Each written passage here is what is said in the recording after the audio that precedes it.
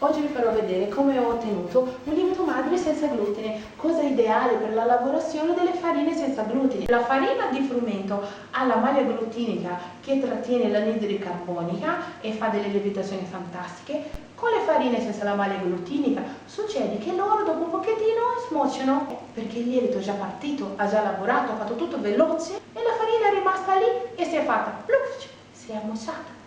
Allora vi dico un segreto. Le farine senza glutine hanno bisogno dei preliminari, allora diamo il tempo e il modo di capire cosa sta succedendo e con la loro poca forza riuscire a trattenere questa anidride carbonica della lievitazione. Hanno bisogno di tempo, di tranquillità e noi gli daremo questo tempo con il nostro lievito madre senza glutine. Partirò lavorando da 2 farine, farina di riso e amido di mandioca. Ma che cos'è l'amido di mandioca? Questo è l'amido che viene da questo tubero che è la mandioca e in Italia la trovi anche col nome di maniva, manioca, cassava o yucca. Questa io l'ho comprata in un centro commerciale, la puoi trovare anche in moltissimi dei negozi degli stranieri in Italia e questa è una radice che è il carboidrato che si usava nel Sud America prima della globalizzazione e dell'arrivo dei colonizzatori col frumento e oggi abbiamo la globalizzazione del frumento e questa qua è quello che si usava nel Sud America e che è presente in Italia in quasi tutte le farine senza glutine. Una volta sbucciata è così. Questo amido si compra già così, però vi faccio vedere come ho ottenuto l'amido di mandioca tanto per farvi capire di che cosa si tratta. Ho grattugiato la mandioca, l'ho messa in uno straccio, questo è quello che mi è rimasto, sono le fibre, l'avevo messo molta acqua, l'avevo strissata dentro una ciotola con acqua. Nel fondo di questa ciotola si è depositato l'amido, l'amido è così, è questa cosa qui. E questo è quello che si incontrano nei negozi ecosolidali, nei negozi degli extracomunitari e anche in alcuni negozi online che vendono le farine senza glutine. Lo puoi trovare anche col nome amido di tapioca, farina di mandioca, farina di tapioca, ci sono diversi nomi.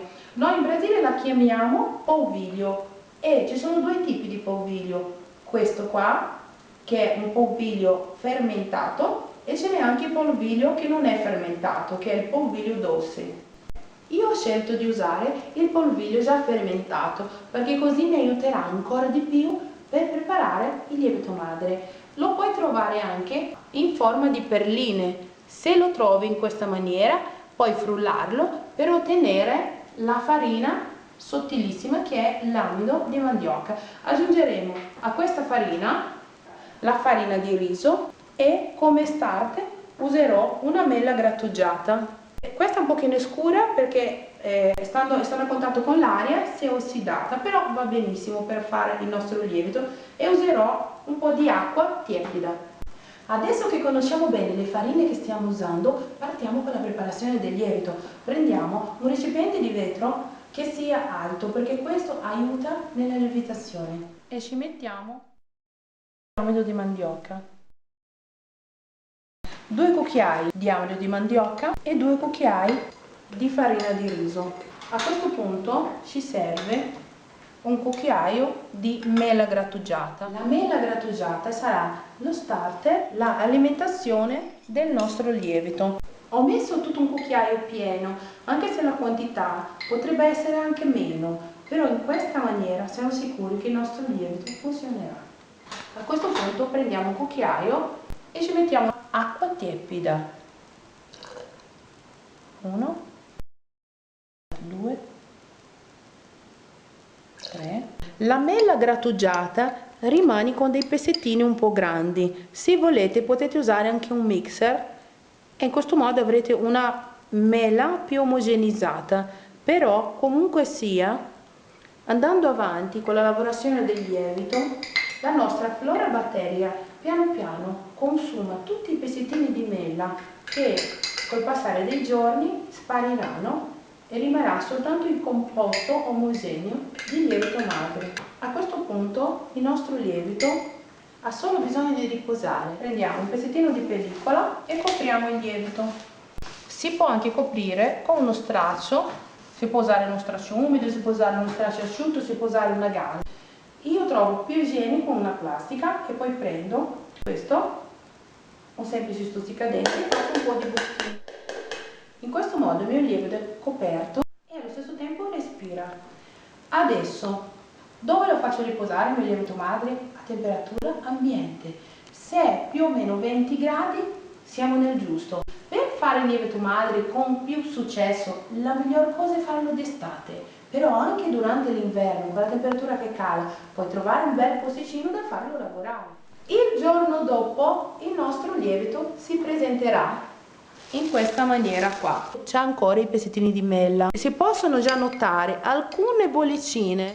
Gli odori delle farine e l'odore della mela che abbiamo messo. Non è ancora successo molto, ma ci sono un paio di bollicine che ci fanno intendere che tutto procede per il meglio. A questo punto gli diamo ancora 2 cucchiai di amido. Io uso l'amido di mandioca fermentato, ma anche con l'amido di mandioca non fermentato il lievito riesce lo stesso, perché la farina di riso e la farina di mandioca sono due farine che si prestano molto bene alla fermentazione. E in più le abbiamo dato tutta quella gran quantità di mela, il che non guasta. Io non vi ho fatto vedere tutti i pesi, perché non voglio che vi sentiate schiave dei numeri, perché per preparare un prodotto del genere la cosa più importante è la sensibilità di ognuno. Per riuscire bene un lievito madre deve entrare in simbiosi col prodotto. Cominciamo ad aggiungere l'acqua.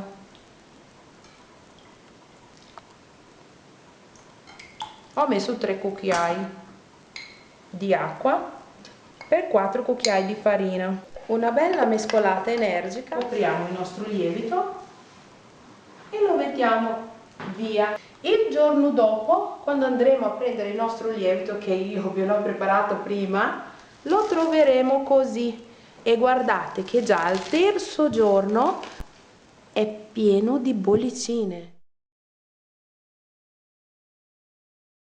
Ma se al terzo giorno non lo troverete così, non vi preoccupate. Questo esperimento l'ho fatto diverse volte, a volte mi è partito anche al quarto e anche al quinto giorno. Perciò, quando il lievito comincia a partire, guardate, troverete questo, una colonia di batteri buoni che si producono l'anidride carbonica che darà all'impasto il tempo e il modo necessario di gonfiarsi anche senza avere glutine. A questo punto lo alimento ancora questo. 2 cucchiai di amido di mandioca, 2 cucchiai di farina di riso e ci mettiamo l'acqua, 4 cucchiai di farina, 3 cucchiai di acqua, una bella mescolata e la soddisfazione di vedere il nostro lavoro che sta andando a buon fine. A questo punto, quando il lievito comincia a partire, incomincerete a sentire un odore che è molto vicino allo champagne. Una bella mescolata energica, copriamo il nostro barattolo. Al quarto giorno, dopo passate le 24 ore, prenderete il vostro barattolo, lo aprirete e c'è un odorino ancora più denso di champagne, però è già un pochino più acidino. Vi voglio ricordare una cosa, se l'odore è troppo acido, lo considerate un po' troppo esagerato, potete aggiungere un pizzichino di sale perché aiuta ad equilibrare il pH. E questo è quello che troverete. Ancora più bolle, ancora più aria e piano piano spariscono tutti i pezzettini di mele consumati da questi piccoli nostri amichetti che producono tutte queste bolle. Li aggiungiamo ancora le nostre farine, 2 cucchiai di amido di tapioca e 2 cucchiai di farina di riso. Un'altra cosa importante, se partite usando l'amido di mandioca fermentato, a metà strada, cioè quando arrivate il quarto giorno, potete anche continuare usando soltanto farina di riso. Quando il vostro lievito comincia a partire, potete comunque decidere di andare avanti con una farina sola. Se non avete la farina o quando dovete rinfrescarla, potete anche continuare usando come base la farina di riso o anche la farina di mandioca dolce. quella senza essere fermentata. Il nostro lievito è bello alimentato, allora si chiude il barattolo. Il quinto giorno lo potete trovare così. In superficie si sente un tipo di odore, mentre lo muovi più a fondo si sente un altro tipo di odore ancora. È tutto uno sprigionarsi di odori che sono fruttati ma che sanno un po' di acido. L'importante è che ci siano le bolle, non ci siano delle macchie scure. Questo lievito il quinto giorno l'ho alimentato e l'ho messo nel suo luogo ideale per la fermentazione, e poi arriva il sesto giorno.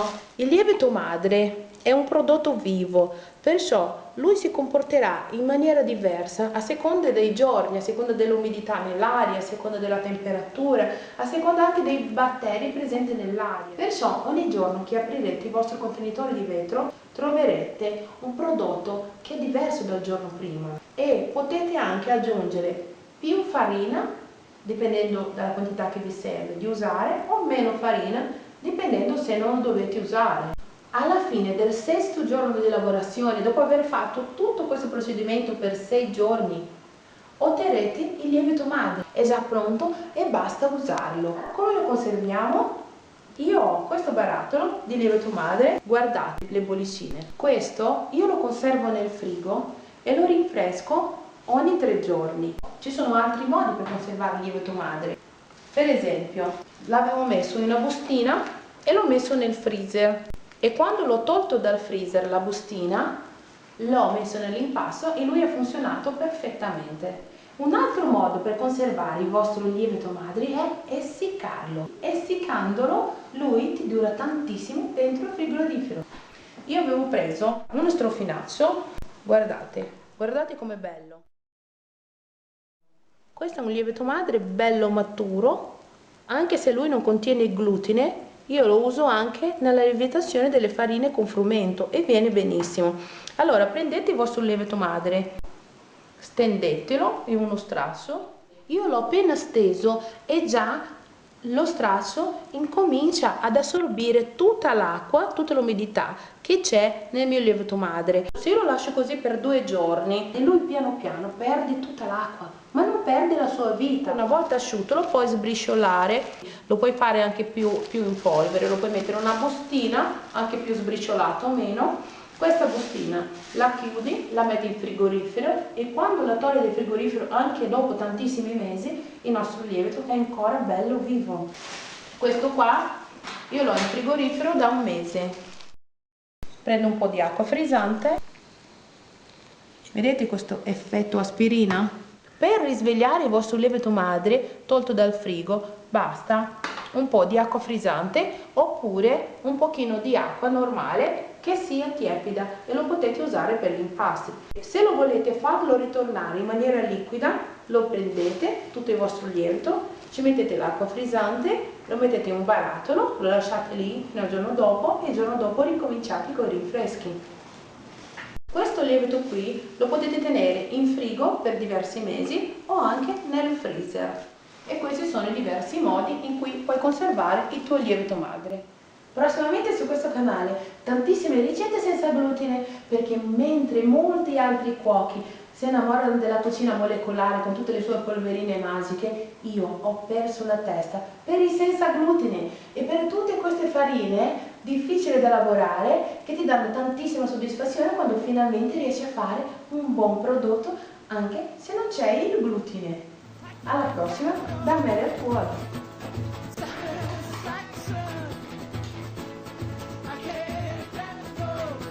Un'ultima cosa, se vi piace questo canale iscrivetevi cliccando qua. Se invece vi piace questo video cliccate qua sotto dove c'è un dito alzato da qualche parte, se vi va.